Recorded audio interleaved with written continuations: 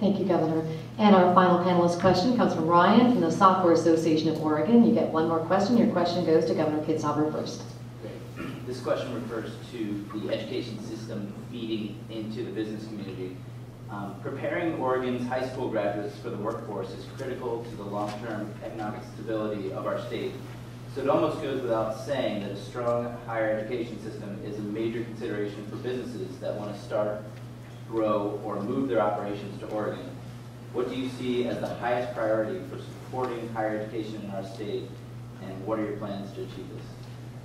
Well, I think it's very important that we stop talking about higher education and act as though community colleges aren't part of a common post-secondary capacity. I had that conversation with two members of the Board of Education last night. We have to recognize that even according to the Oregon Business Plan, 60% of Oregonians aren't going to need a four-year degree in order to thrive in the new economy. That's very important, but we need to start by saying we have a common post-secondary capacity that's going to give every qualified high school graduate a 2, a 4, or 6-year path to a family wage job in the new economy. Point one.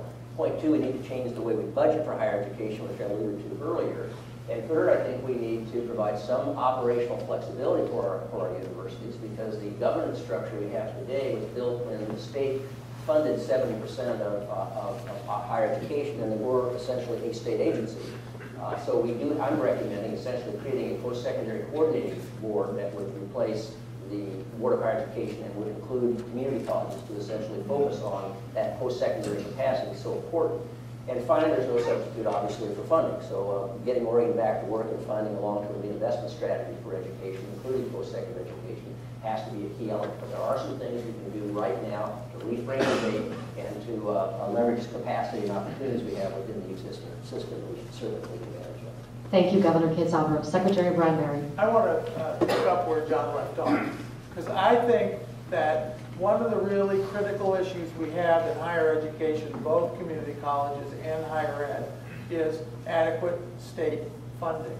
And we all know what happened to the state when we enacted ballot measure 5 and then ballot measure 47 and 50, changed the whole funding picture for K through 12 community colleges and higher ed.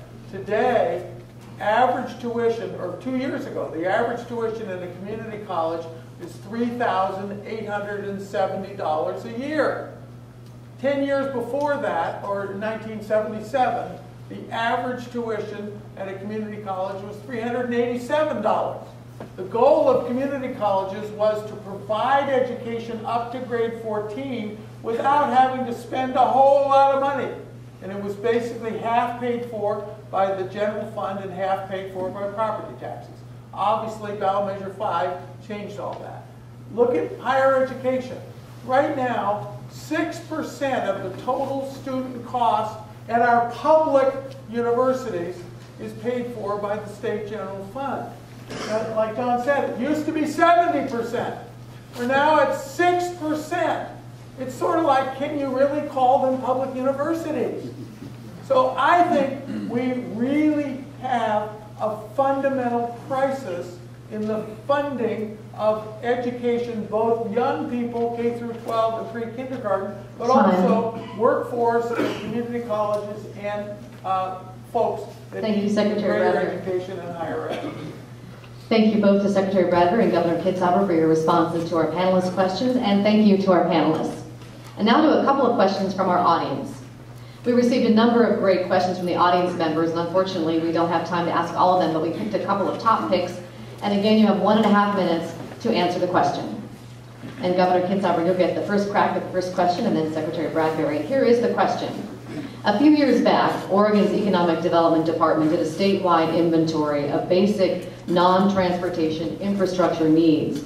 The study showed that hundreds of millions of dollars in projects were needed to get Oregon's basic infrastructure up to 21st century levels. What is your view about the relationship of infrastructure development to Oregon's future economic success, and what would you propose as a means of financing these projects? Governor? Are you talking about transportation infrastructure? Or?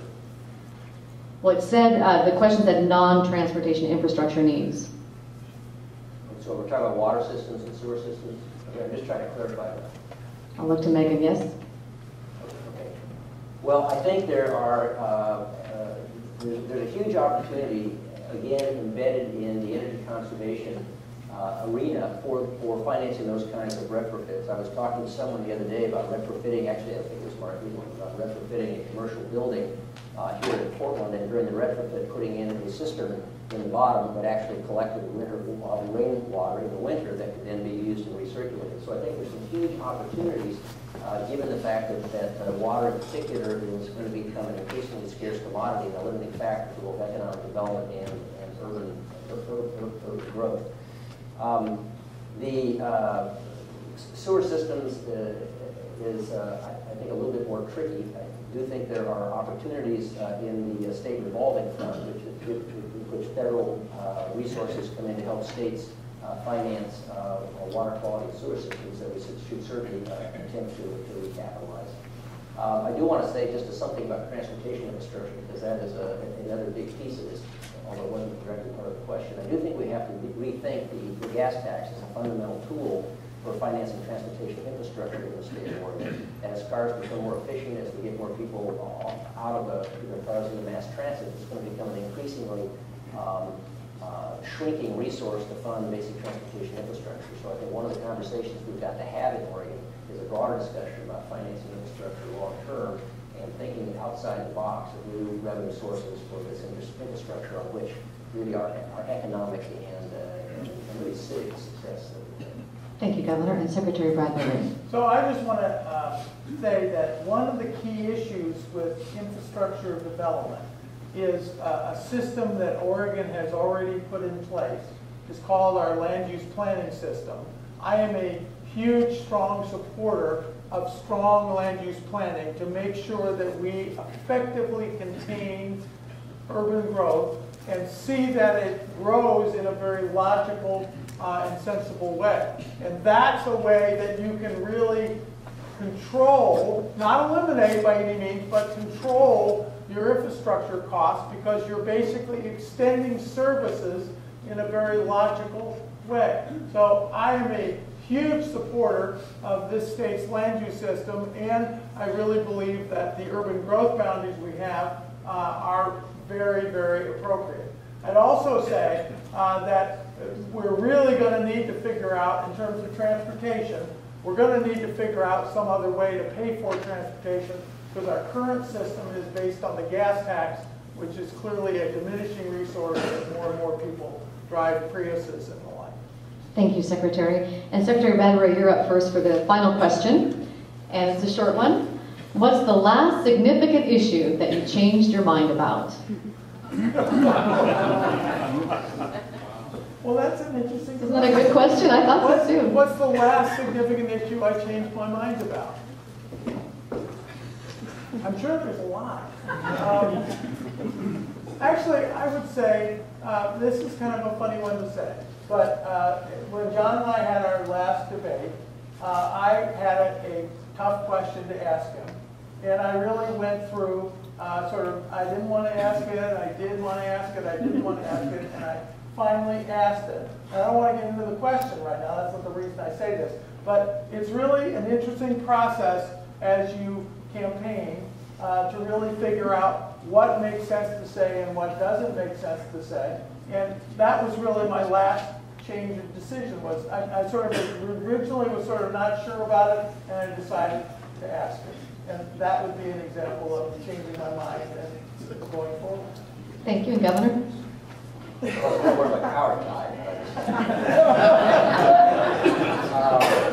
Gosh, I would say it was my decision not to walk my son to the door of his 6th grade dance. It became very apparent that that was a really, really big issue for him. His dad was in the parking lot of the car. I think that was probably a good decision. I've been in that position before too.